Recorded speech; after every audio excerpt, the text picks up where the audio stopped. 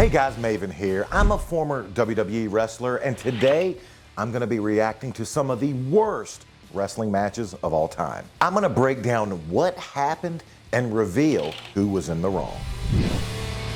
For Immortals, Jeff Hardy, moment of truth has arrived.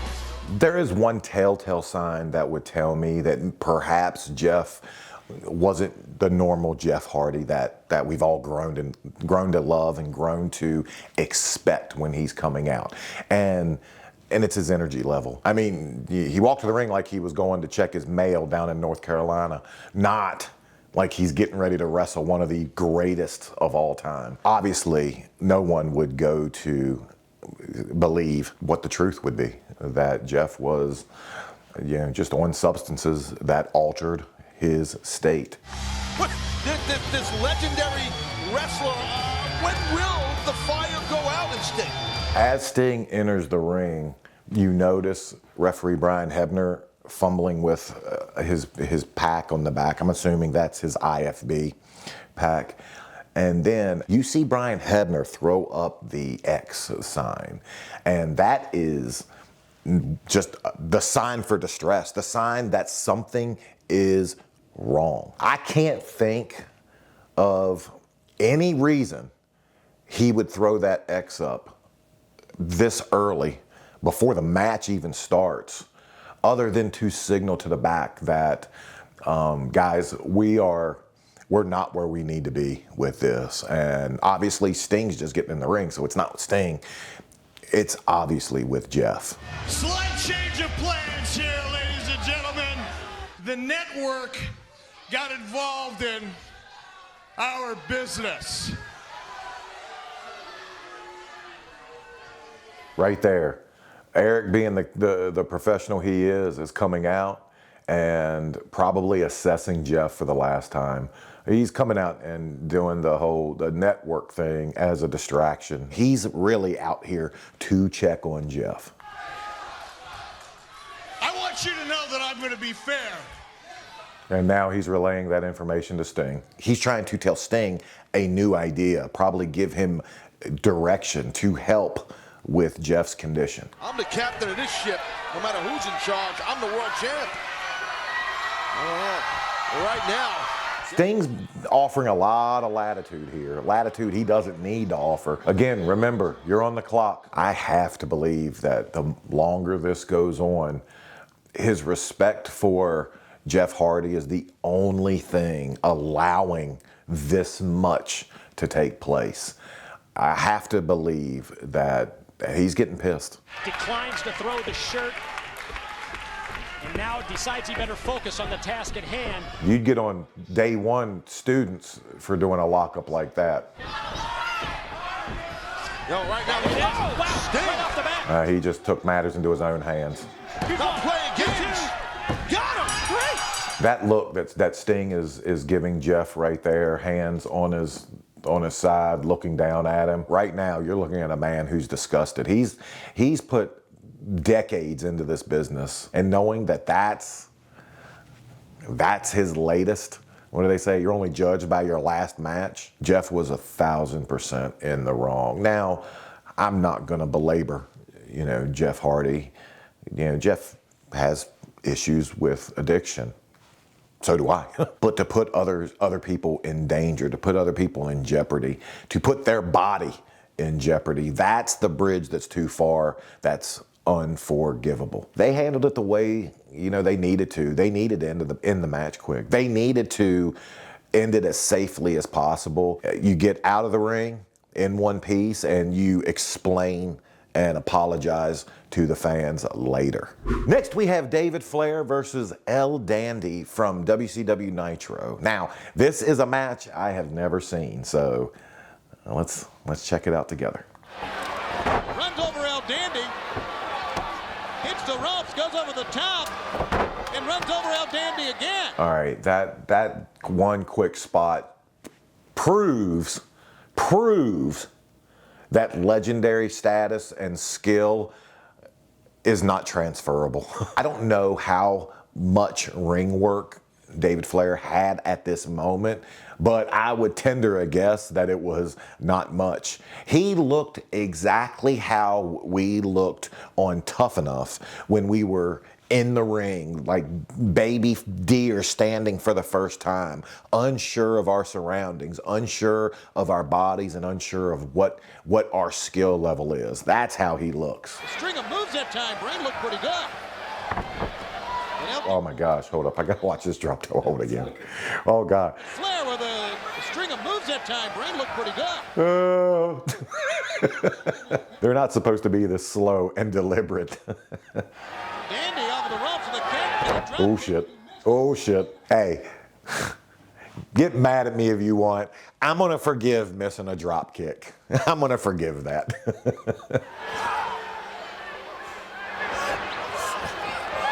him in. Back body drop. If you're a young wrestler and you are not skilled, do not lift other wrestlers off the ground.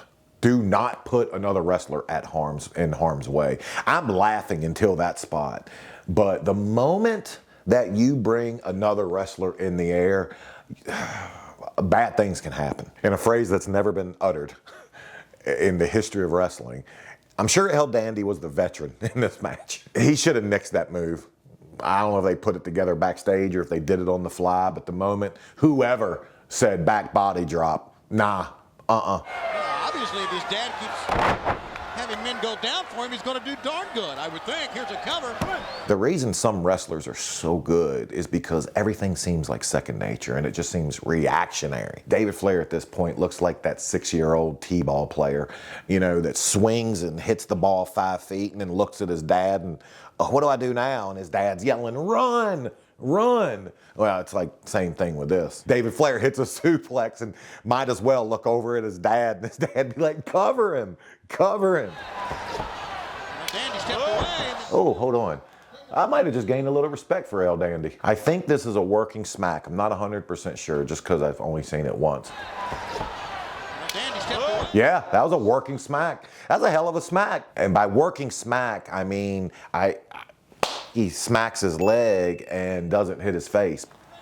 And he's slapping his famous figure 4 leg lock made famous by his father. Yeah, his father's famous figure 4. Notice when he puts the figure 4 in, he doesn't even cinch it in to where it looks like he's trying to wrench it. The figure 4 is not a move you are applying torque on the toe. I can promise you that. And I've taken the figure 4 from Ric Flair, and it was an honor to do so. I still remember the moment he cinched it in, and just bucket list check, check, check, and thinking, how cool is this? And that is the end of the match. So Arn Anderson. That was bad. Yeah, that was bad. This 4-finger stinker was solely in the lap of David Flair. But even then, I don't place 100% of the blame on him. Obviously, people came to him and with the idea, hey, let's have a win streak that you accumulate. You're the son of a legend. Obviously, that skill was not transferable, but what's he gonna say? No, I'm not ready. But kudos to El Dandy. He did it as good as expected with the situation presented to him. So, well done. Now, these matches might not deliver, but this video sponsor, SeatGeek, always does.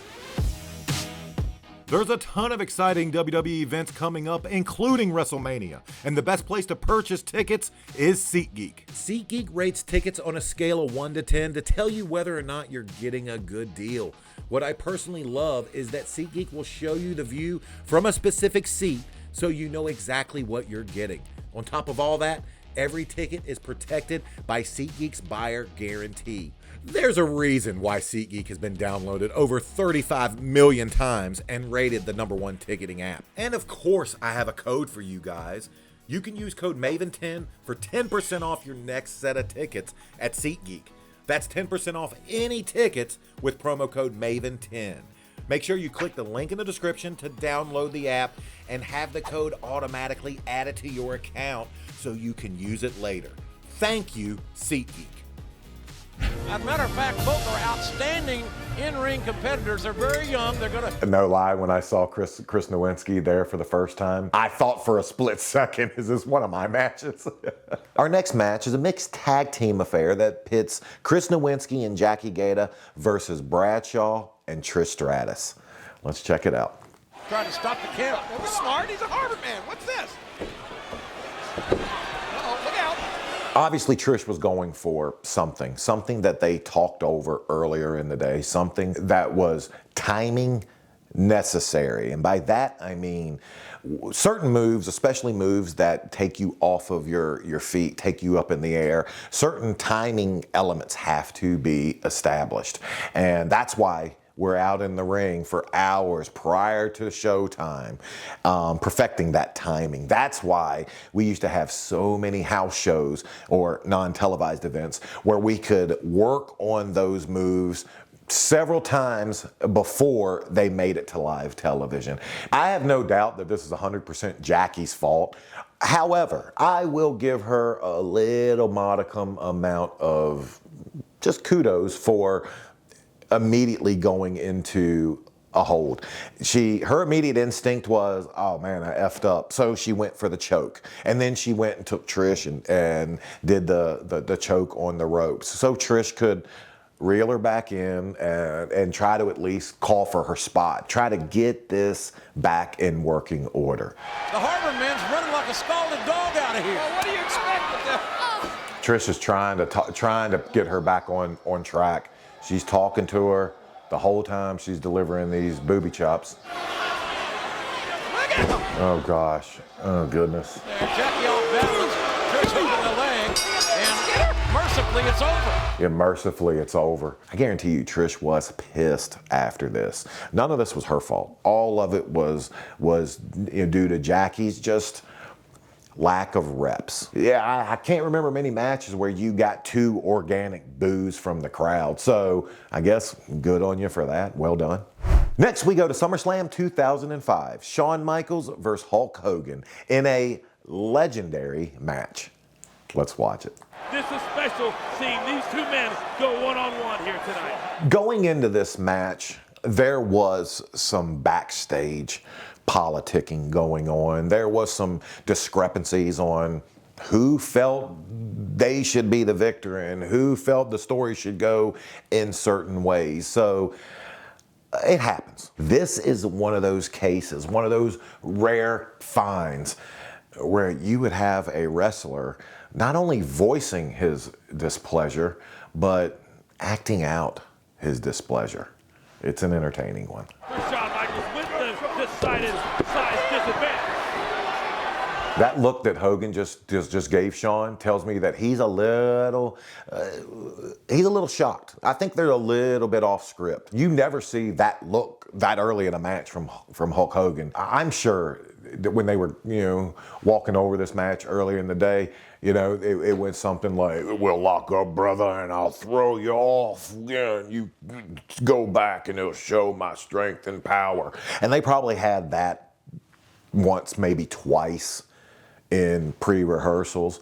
And so when Shawn just working like wrestlers are supposed to do, if something works, try it again. I mean, the fans reacted to it, so Shawn intelligently went back to it. And I think that might have caught Hogan a little bit off guard. Hogan again. I don't know if any human being on earth can get more out of a simple tackle. I don't know if any wrestler on earth can tell the story off of a simple tackle better than Shawn Michaels. And yeah, he's being a smartass here, but he's telling a story, and not only telling a story to the fans and to all the people watching at home, but he's telling a story to Hulk Hogan here. Make no mistake about it. And he's doing it in an entertaining way. I feel like HBK has been signed down a little bit.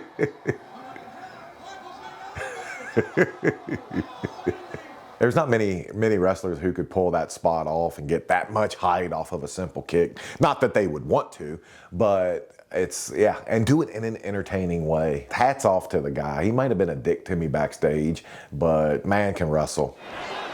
Guys, how long in a match of this For all you young wrestlers out there, a heat spot can be so easy. And by a heat spot, turning the tides, having the bad guy get over or getting the advantage on the good guy. And all he did was a simple thumb to the eyes. And that changed the tide of the match. Something as simple as that. Something that everyone in the audience sees and can immediately digest.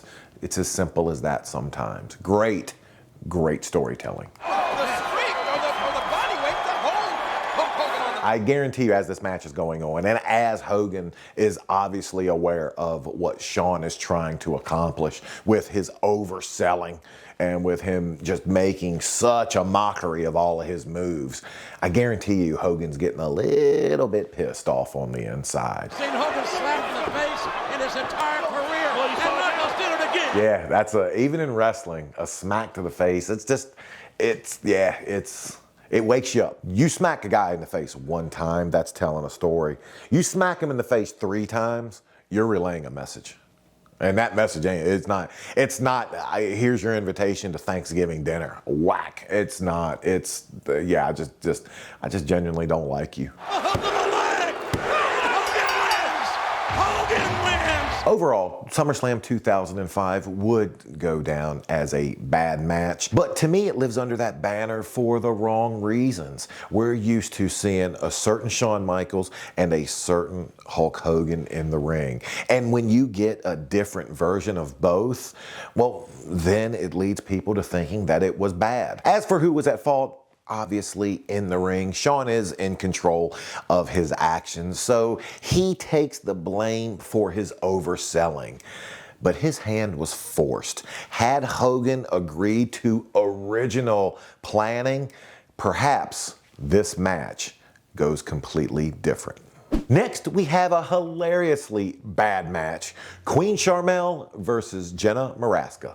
Pretty tough to do better than Awesome Kong, and Sharmell and Jenna going to square off. And now, I don't know much about this match going into it. What I do know, however, is Jenna Maraska had a limited amount of wrestling experience at this time, which would make Sharmell's job that much harder. Yeah, and at the same time, the potential that Booker T and Scott Steiner, this could be their last night in TNA. Think about that. That shows you how important it is. As sloppy as this is to start, it doesn't help when the cameraman is giving you vertigo. If I was a producer or an agent and I had to produce one of these matches, my first instruction would be just slow down. Give them a chance to digest stuff. You can always turn the dial up. You can turn the temperature up later in the match. Doesn't need to happen 30 seconds in. Being married to a man who's held so many championships, and she's taking control of this match here from the start. Fans and people in general take for granted hitting the ropes. Something that I thought would not be difficult in the least. There's a way when you hit the ropes, and a lead foot that always needs to come off first, for me anyway. And who did I get that from? From The Undertaker. Taker used to go down and hit the ropes, and I would watch him, and that was his form of cardio. But I noticed something while he was doing it. Every time he hit the ropes looked the same. And so I then adopted that, and it works. And that leads you from having incidents like this. Jenna just doesn't know where her footing is, and thus you get the side elbow that looks just not good. Because you can't make it through week after week like she did, but that move actually hurts. That's not a fun move to be in. Submission hold applied, cranking back on the head, the neck. I'm so happy that Sharmell slowed the pacing down a little bit, and I understand how you want to start and set a tone, but at this point, let things digest. Let your pacing do the work for you. Let things digest, and I'm glad she's doing that.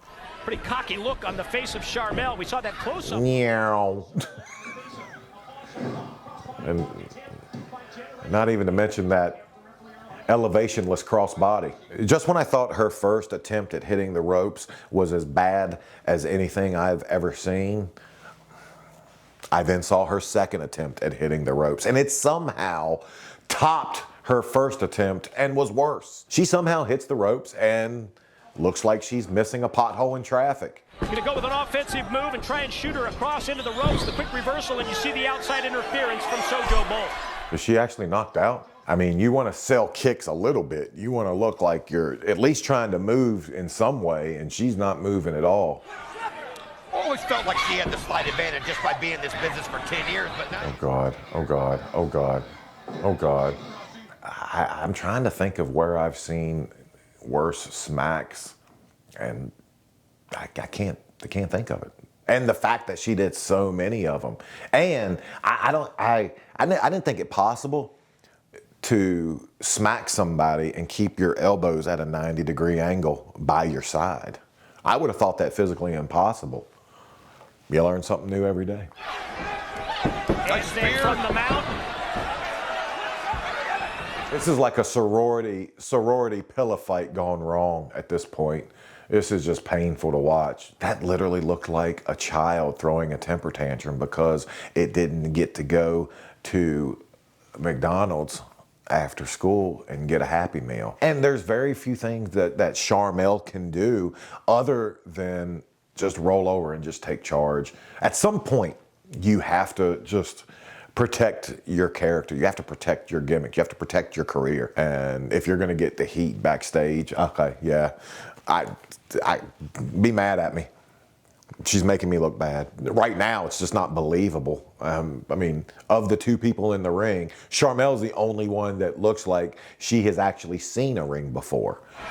Get the video camera. Here's your winner, Jenna.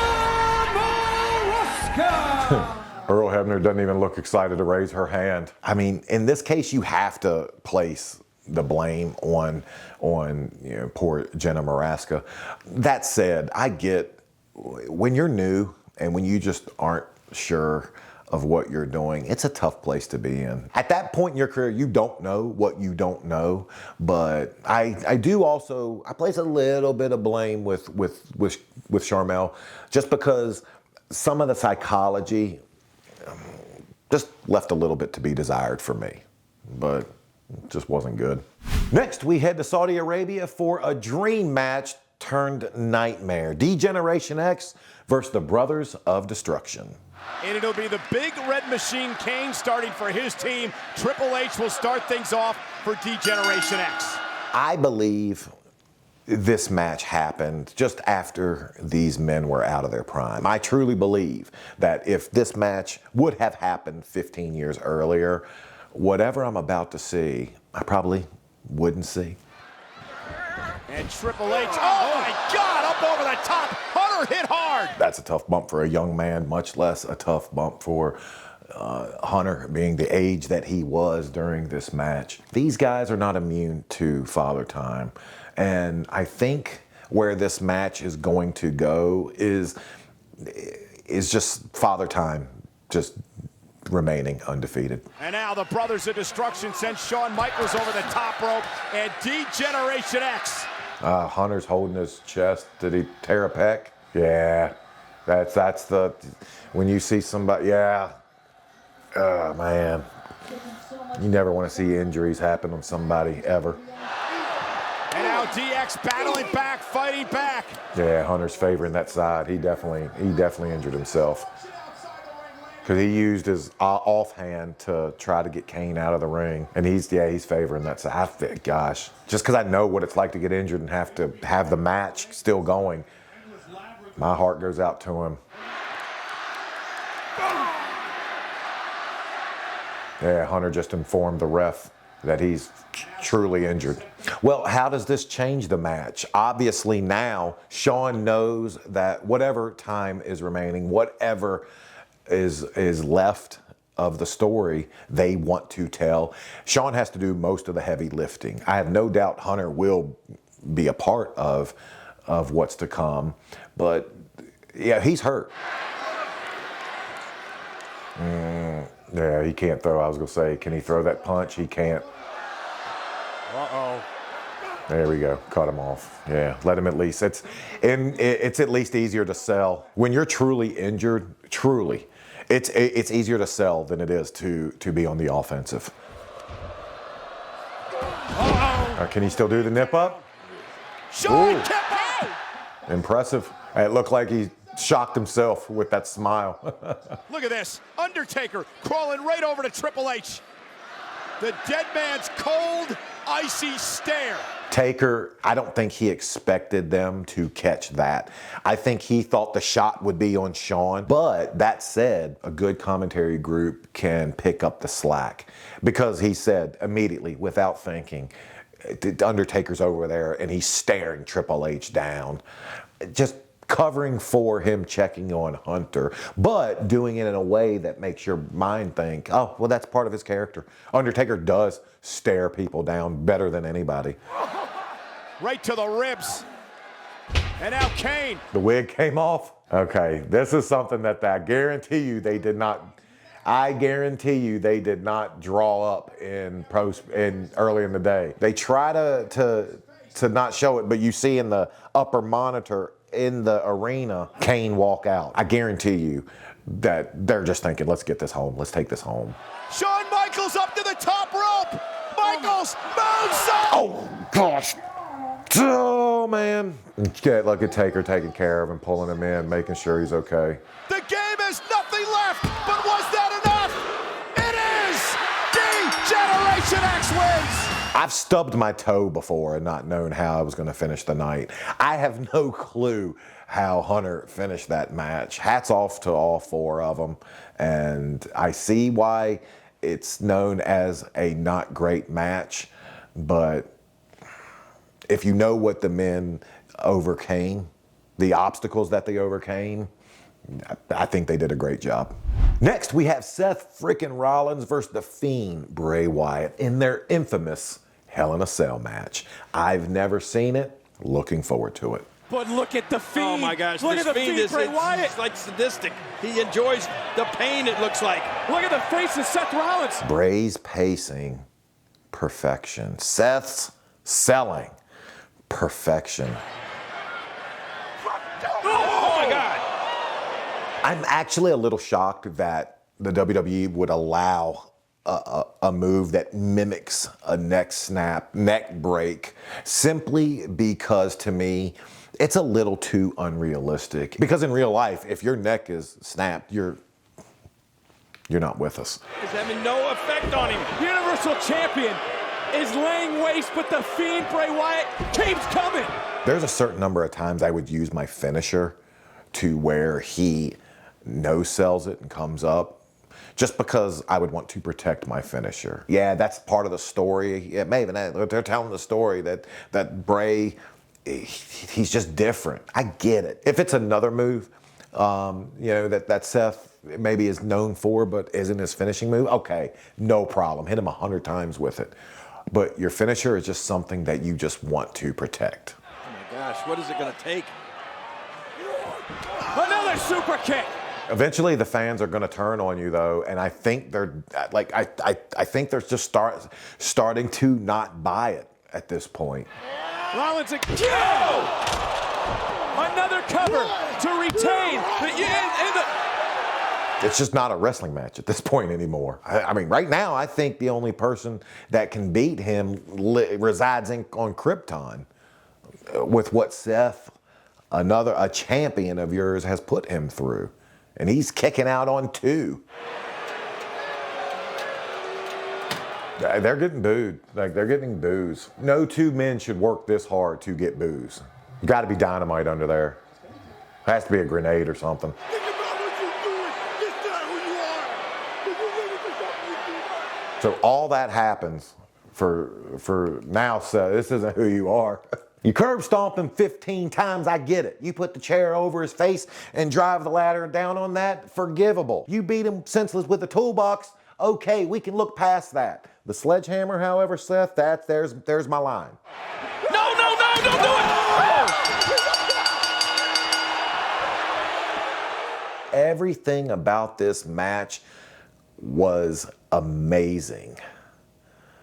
Other than the part where it takes a sledgehammer to the face to defeat somebody. And not to mention This is a Hell in a Cell, and Seth loses by disqualification in a Hell in a Cell. I mean, I always thought that a Hell in a Cell means anything goes. I guess that we forget the clause about anything but sledgehammers to the face of a ladder-riddled victim who's got a chair over their head and was just recently beaten with tools. Maybe that's the part of the clause that I missed. Unfortunately, these aren't the worst matches that I've seen. To see me break down some of the most horrendous botches, watch the video on screen.